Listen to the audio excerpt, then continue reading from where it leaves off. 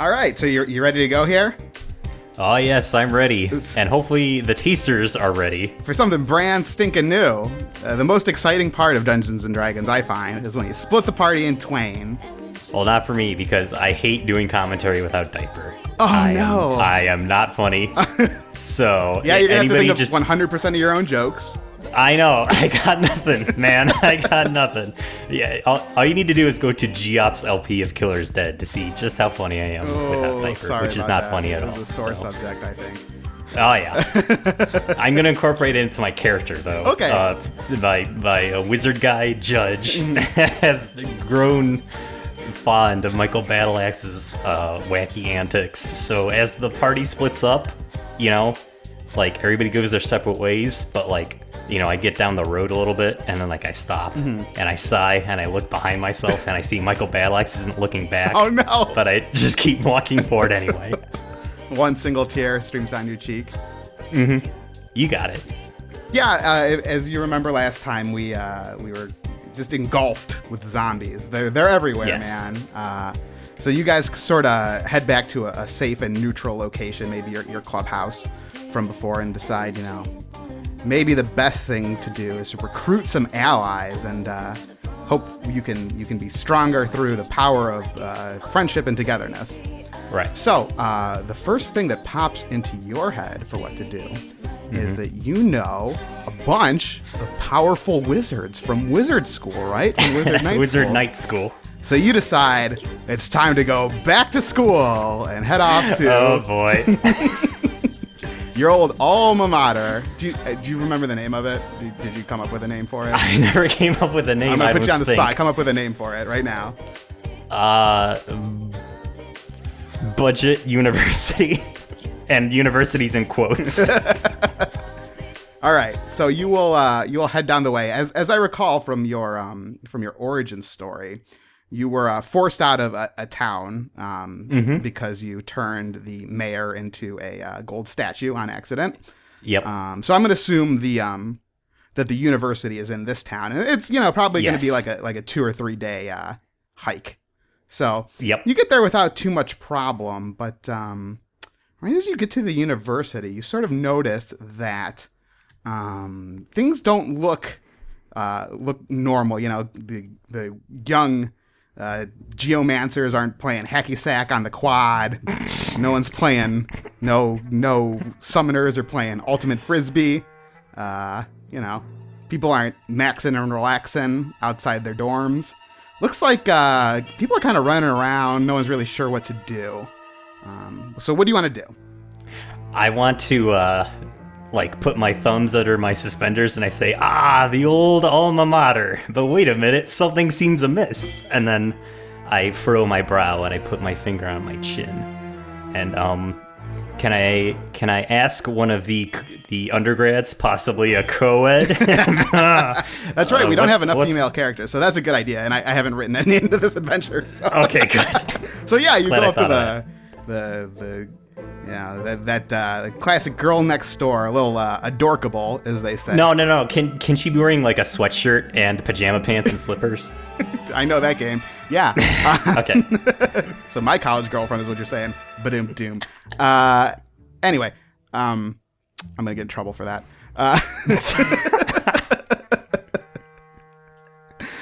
So anyway, yeah, you head up to this girl who's just she's studied so much. She looks a little bleary eyed. But even so, she realizes that there's a panic about campus, and you go up to her and you ask her what's what, and she tells you that the Necromancy Club, they were in the gym and they raised something evil, unbeknownst to them. It's too powerful for them to deal with, and they fleed. And I hope it's not a sports athletic program that usurps all the funds from the finer liberal arts, because that is truly horrible. That is the most horrifying of horrifying situations. No, so she doesn't know what exactly happened, but they got like a school-wide text. They do that now. School-wide. You had to sign up. On their whiz phones and their owls. Yeah, they got a school-wide owl text. to grab your stuff and get out while they try and the heads of the university try and figure out what's going on. Okay. Huh. I say, so you doing anything later? Says, well, I gotta wash my hair. I've got I say, yeah, plans for fine. girls' night in, you know, All right, wine and watching Friends with the roomies. Whatever. I try to reject her before she can reject me. That's smart. Okay, That's smart. so I'm very insecure. Yeah. Okay. Well, it sounds like I should go to this gym, but before I do, can I revisit? Can I take a trip down memory lane? Sure. Sure. I guess night school, like just see the sights around the campus and. Sure. You go to the various university buildings. There are a couple. There's the dorms. So you go check out all the dorms. Everyone seems like they don't want anything to do with you. You thought. Right. Can I put my leg up on the couch of the fraternity and be like, "Hey guys, what's going on?" And then point to a paddle on the wall. Yeah, that's where they paddled me. Yeah, it's like there's a very parents' weekend vibe going on right now. Yeah. It's cool. There's a lot of eye rolling and purposeful, Mitchell says he's got something going on. I gotta go. So. Yeah, he's a party animal. Can I come? We gotta get going. We really gotta get going. I mean, this text seemed pretty important, so we should really get going. But no, seriously, meet up with us this weekend, bro. Okay, cool. Can I get your your owl number? See you later. It's been really nice meeting you. Wait, you didn't give me your owl number. Sorry. See you later. You'll find me. Well, you know where we are. Okay. Nice bunch of guys. Yep. Really, really cool dudes. So after that, you sort of realize the dorms, not much is going on. People are trying to get out. So you head to the main school building, and you notice kind of as you walk in, there's the academic offices. Okay. You notice there's sort of a hubbub going on. So you want to check it out or just ignore it? Oh, sure. I remember when I had to sign up for my classes, right. So this will be another trip down memory lane. So you sort of head into the academic office, poke your head in, and you notice 4 powerful wizards. They were teachers from your classes at wizard school. You notice on the left there, that's Craig, Professor Craig. He's the druid professor of druidology. Then there's Ernie. Ernie there was he was a professor of, I'm going from left to right, by the way. Yep. He was the, what is the lead to gold. What is the name of that? I can't think of it. Alchemy. He was the alchemy instructor. Then there is Oren. He was just like a general. He was he's the gym coach. The wizard gym coach. He is a little old and creepy. And then last but not least there's Fred, Professor Fred. He was the conjuration, the powerful fire magic instructor, the pyromancy instructor, let's go with. So I recognize all these guys. Right. So some of your favorite professor. Which one of those guys was your favorite, by the way? Just for curiosity. I'm going to say it was Craig. Okay. Because he did what now? The first one on the druid. left. He was the druid. He taught was you the the power of druid. nature. I believe you mentioned that early in your description that you did enjoy getting out into nature once and again. Oh yeah, I like the sound that the wind makes when it blows in the trees. That's good. I'm glad you completed that circuit for me. Wow, thank you, man. This is powerful storytelling. I know. Yeah, we all planned it out. The thing with the guy who did alchemy, it was my college days. I was a little less mature, and I was just trying to turn oregano into weed. Yeah, it's not ambitious enough for him. No. Yeah. He actually, he did manage to turn lead to gold, but the cost of the reagents, the cost of the ingredients to do it, are actually more than the cost of gold. So once he gets his efficiency up, he's gonna be that guy's gonna be a baller. But as of right now, no. You notice they're all sort of dressed ornately as wizards want to do. They're all in gaudy robes and in silvers and with powerful mage staffs and books and shawls. Only your favorite Craig. He's pretty modestly dressed. He's got a scythe there. That's why he's my guy. He's not full of himself. That guy just he likes getting out into nature. Smoking a little grass, if you know what I mean. he's not in it for the pompous attitude. He's in it for the magic. No, absolutely, and you can respect that. So you come into the middle of a debate, and they're all arguing. You hear Fred on the left there saying, "Oh, we should just burn the gym down," and more level-headed Craig is like, "No, man, we got to think of the things that we brought back to life, man. They're all living beings, even though they're undead, man." The cool-headed gym teacher says, "All right, guys, all right. We got to come up with a plan. Guys, let's sit down here and let's have a thought." And then they sort of realize that you came in. What do you want to say? They all sort of stop and look at you. Well, I let me think. I say, hey, hey guys, it's me. I've come back to school. It's you, our favorite student. That's right. You, man.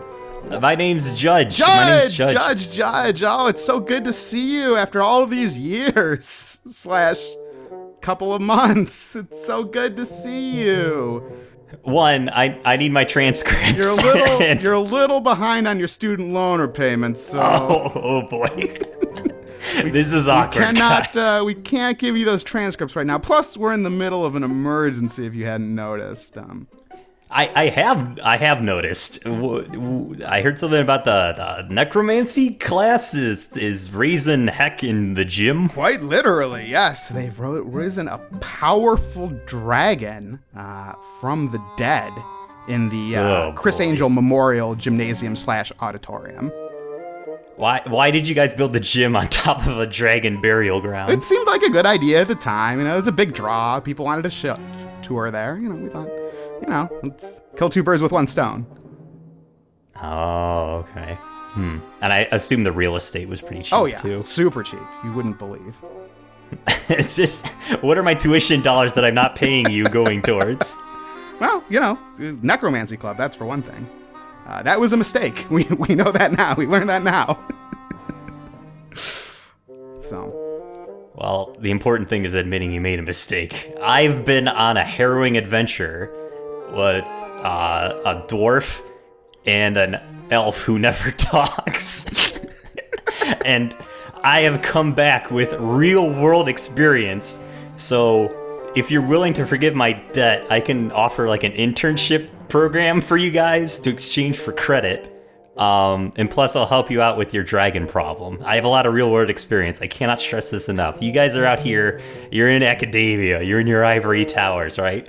And that was okay. That was a good first step for me, but now I can bring practical real world experience to you. Craig, the gym teacher wizard, says, "That's the kind of attitude I like to hear. So often, these know-nothing academics just want to sit on their pedestals, their soapboxes, and preach. This guy gets it. Well, I don't know about you three cowards, but I'm going in there, and I'm clearing out that dragon with Judge, that's it." The three other professors sort of mumble and nod their head in agreement. They say, "All right, well, I guess we don't really have a choice. We got to go deal with this somehow. Our insurance on that building is not that good." So, okay, they all agree.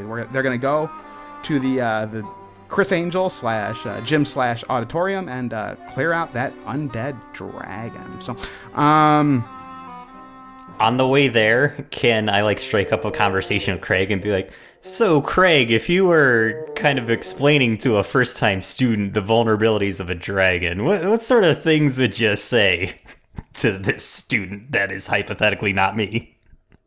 Oh man, that's a good question, man. The problem with dragons is they're pretty tough. If movies like The Hobbit are to be believed, they all have one stupid weak spot that's really a stupid literary device.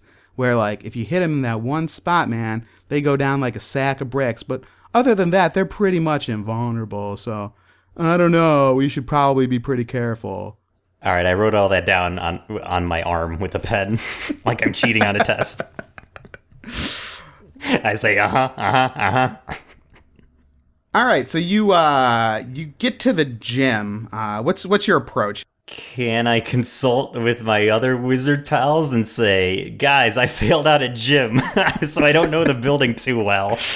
What would be an advantageous kind of approach? Even though, again, I followed a troop of mercenaries around the country, and I was their leader and the best and funniest guy. And so, what do you guys say? And then I'll tell you whether or not you're right or wrong. So they sort of give you a general layout of the gym. The door is sort of on the right side here. Let's say east side, assuming everything is north. Then if you take a quick left, or excuse me, a quick right, you'll actually go into the gym area. On the east wall, there are some bleachers. Opposite of that, there's a stage, and behind there's like a sort of like a auxiliary room where they keep all the extra like folding chairs and basketballs and piles of gold, probably. I don't know. If you just, instead of going straight into the gym, if you just go straight forward, there's like a ticket taker's table. And then, like, the concession stand. Behind the concession stand is where they keep all the extra nachos and shit. The extra nachos? You know, ye old nachos. Mutton nachos. Interesting. Yeah. I start tapping my lips with my wand, which has a star at the end of it. Of course. And I'm thinking to myself. They say there's no real good way to get in except for the front doors, unfortunately. That being said, they don't know where the dragon is, but they figure that the dragon is probably too big to get through the doors from like the foyer or like the entrance. Let's go in through the front door, and first before that, I say exactly right. I agree with everything you said, and it was the right thing to do. Just to reaffirm my stance as the guy who knows stuff. That's smart. And then we go into the foyer, and I say, "Hey guys, I'm all out of magic juice. Can one of you cast a chameleon spell on me, just to get me going?" Yeah, the gym teacher says, I was thinking the exact same thing. So he casts a spell of invisibility on the entire party. So you guys are all invisible right now. Let me actually bring up here. Zoop. Nope, not that. Not that. There we go. So here we have the main foyer area. I don't know if you're seeing that yet. But to the north there's the entrance to the main gym area. And to the left is the entrance to the supply. There's some art here, a table. Yeah, that's a table right there. Is that a stage or not? No. So the stage is in the like the gym area, right? It's like a rollaway stage like they have sometimes when schools don't have a lot of money. I gotcha. So behind that door to the north, that's the main gym area. And you're going to be coming, I can't really see it here. It's like, it's running into, yeah, you're coming in from that door on the right there. So. Okay. Let's scoot that back, and then I'll put you guys up here. Cool. So nothing's really going on right now. It seems like you hear something stomping around behind that door, though. But as for where you're at right now, you're pretty well protected. You're invisible. Yeah, there's nothing really going on. What do you want to do? Can I use my crystal ball ability? Sure. So you peer into the mists of your crystal ball, and you see a picture of yourself, and you're rubbing your hungry tummy and saying, maybe I should get some nachos. And as you... I was going to do that. I was already going to do that. Can I throw the ball into the trash can? Wait. But there's more. Okay. There's more. So as you see yourself rubbing your tummy and going beyond that table into the pantry there, you see two tiny dragons jumping up, grabbing your throat with their vicious dragon teeth and tearing you asunder. Ugh. So perhaps you shouldn't do that. Or perhaps you should lay a trap for those dragons hiding behind that door, the baby dragons. First, I'm going to flip that table to be a barrier. Sure. Yeah, we'll just And leave then it how it is there, but it's a barrier now. Okay. And I'm going to extend my wand like Goku does with his extending stick. Okay. And then push the table open. But I'm going to tell the other guys, like, careful, there's some dragons behind there. I saw it in my crystal ball. Oh, thanks for the heads up. We know we taught you well. Judge. My name's Judge. My name is Judge, guys. Judge, See, a lot of students complain when they had to buy that crystal ball at the bookstore for 3 times the normal markup, but they come in handy. They do come in handy. They're millennials. They just want participation trophies instead of degrees. So you push the door open. I'm gonna scoot this over here, and yes, indeed, you do see two tiny baby dragons here munching on some sports treats, like nachos and hot dogs and stuff. Mm-hmm. So they seem to not really have noticed you yet. So you still have the drop on them. They're too busy chowing down. Are they undead? Yes, they look like they are also undead.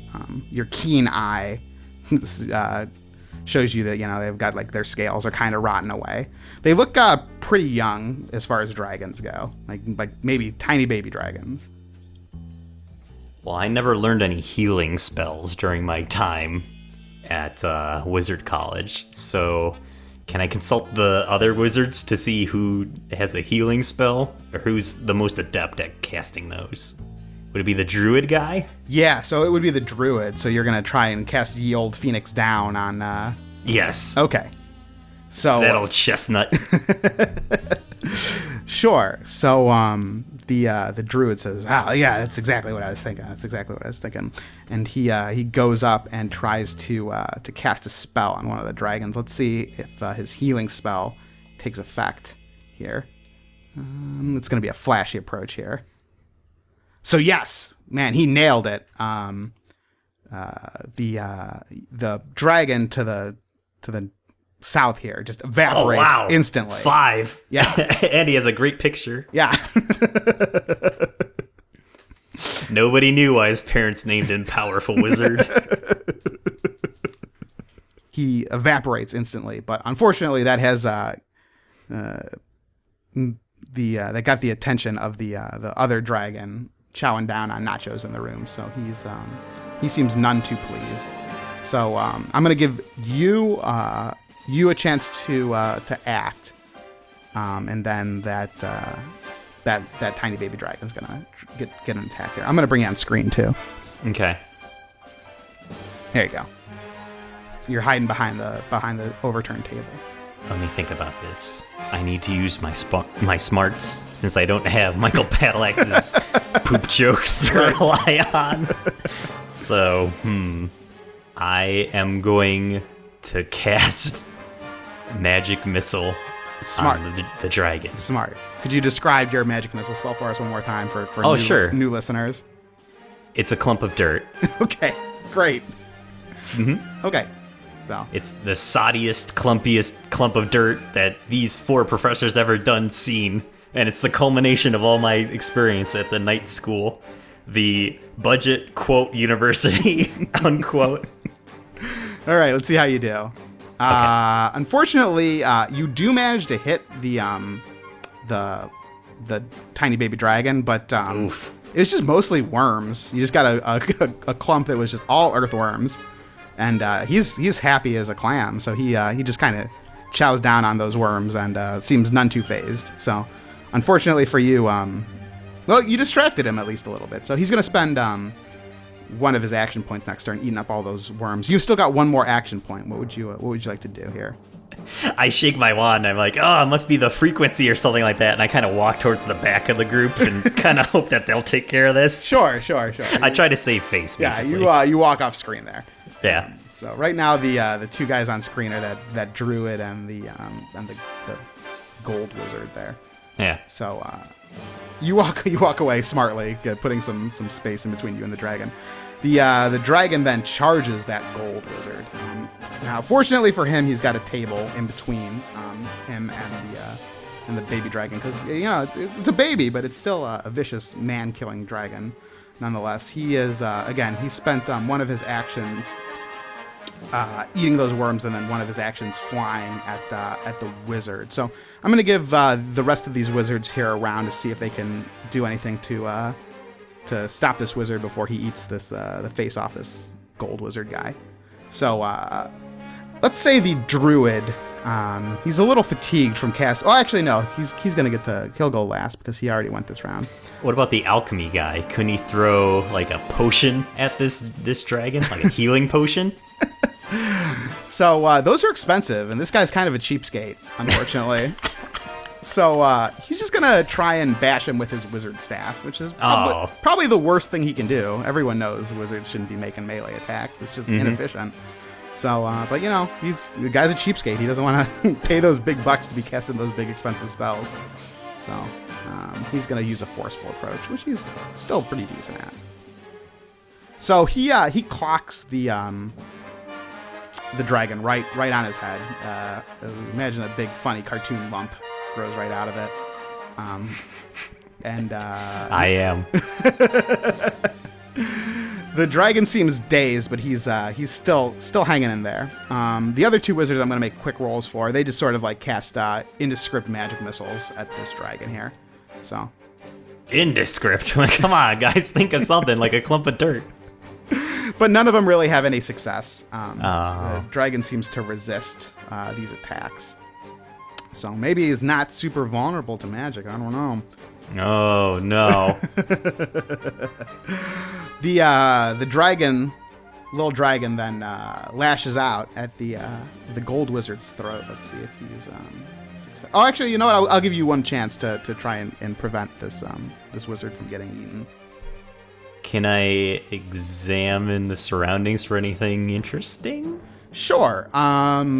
You've got aside from the nachos, right? So yeah, in the back room, there looks like there's like it's sort of like a little kitchen, almost like a tiny kitchen, like a galley kitchen. There's like a little deep fryer and like pots and pans and like stuff to prepare snacks for sporting events like hot dogs and hamburgers and nachos and popcorn and stuff. There's a little tiny microwave powered by magic and steam. Can I knock over the pot? Sure. If you want to use telepathy. Yes, like a Wingardium Leviosa. Yeah, telekinesis. Excuse me, not telepathy. Telekinesis, and have a bunch of pots and pans fly at him. So okay, yeah. That's what we'll do. He's visited by a stork. He makes a mess of his pots and pans. Take that. Yeah. All right, so you sort of grab all the, reach out with your mind and grab all the kitchen utensils you can possibly get and make this a clever approach and see if you can wang him about the head with these pots and pans. So no, unfortunately, the most of the stuff you grab is just like clay pots and stuff, and it just sort of shatters when it hits the hard scales of the dragon. You've got one more action you can perform this round. I shrug and I shoot another clump of dirt at him. That's a smart approach. So we'll say this is the flashy time. And it pays off, yeah. So this one, you got all the worms and clay out with your last one, and this was just wow, look at that. Firm dirt and rocks. So man, you the tiny baby dragon has his jaws almost around the gold wizard's throat, and you hit him right about the head with a big clump of dirts and rock, and he falls dead. I channel my inner Michael Battleaxe and I say, "You're welcome, Goldilocks." The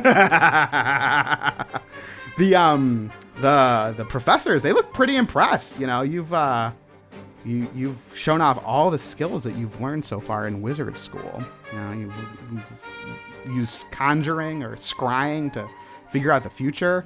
You've used powerful conjuration spells to conjure up a clump of dirt and whack stuff with. They're nodding their head approvingly. They seem to be pretty impressed with your talents. Okay. I agree with their being impressed. I think that's smart of them to be impressed with me. And so let's all collect the Dorito bags. But while we're in there and we're all putting the nachos. They're Doritos, whatever snack food we can find. Oh yeah, all sorts of snack food. Funyuns they got Lay's. I'm gonna say, so guys, I noticed through my own observations and not from hearing the dungeon master say this that these dragons, they seem to be magic resistant, eh? Your buddy Craig, so I was like, oh yeah, man, I guess I forgot to mention that we're really not good at fighting dragons now that I think about it. This might have been a foolhardy errand. I nod and I nod politely and I say, oh, okay. But like I said, man, they just they all got one big weak spot. Let's just hit it, man. Then we can kill it and be on with our day. No big deal. So where are these weak spots on these things? Where were they on the babies, Craig? Oh, I have no idea. No idea, dude. Okay, I'm kind of losing my patience here, but I'm like hiding it just barely, which is something unique to my character and not something to me, the human.